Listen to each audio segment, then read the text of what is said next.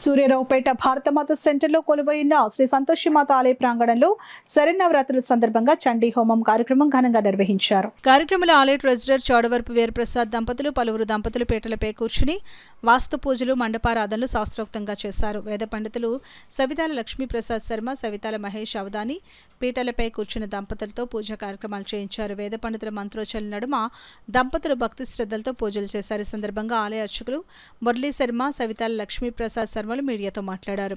ఈ కార్యక్రమంలో Marada Balaji, president Kishan Gopal Tiwari, vice president Puppala Narasimharao, secretary Jami Sai Prasad Yadav, joint secretary Chukka Appalaraju, treasurer Chowdavarapu Veeraprasad, ఆలయ అర్చక స్వామి మందా ముత్యాలు, మురళీ శర్మ, పెద్ద సంఖ్యలో భక్తులు, మహిళలు, చిన్నారులు పాల్గొన్నారు.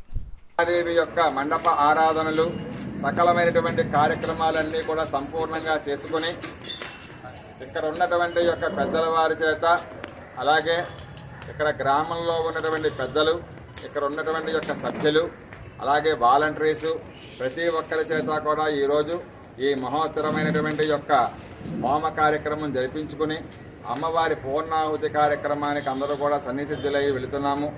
ఆ జగన్మాత అనుగ్రహం వల్ల ప్రతి ఒక్కరికి కూడా సిరి సంపదలు, భాగ్యాలు కలిగి సకలమైనటువంటి యొక్క యోగ్యతలు కలిగి వారు చేసిన వృత్తి, ఉద్యోగ, వ్యాపారాలన్నీ కూడా దినదినాభివృద్ధి చెంది అమ్మవారి యొక్క అనుగ్రహము తప్పకుండా అందరికీ కలగాలని చెప్పేసి మనసా వాచా కర్మణ ప్రతి ఒక్కరిని కూడా నమస్కారం చేసుకోమని చెప్పేసి అమ్మవారికి పుణ్యావచనం, ఆదిత్యాది నవగ్రహ మండపారాధన, అమ్మవారికి చండీ సూక్త పారాయణతో హోమాది కార్యక్రమాలు, మంది సూక్త పఠనం, శ్రీ సూక్త పఠనం, అలాగే అమ్మవారికి మూలమంత్రంతో చండీ సూక్త హోమాన్ని నిర్వహిస్తున్నాము.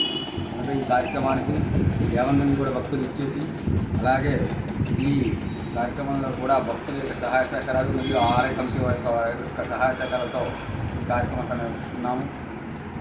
ఈ శరన్నవరాత్రుల్లో ఈరోజు చాలా అమ్మవారు ఈ దుర్గావతారాల విస్తృత, అలాగే ఈ చండీ సూక్త చేయడం వల్ల భక్తులకి ప్లస్ అమ్మవారి అనుగ్రహానికి వాళ్ళందరూ కూడా పాత్రలు అవుతారని మనమనుకుంటుంది.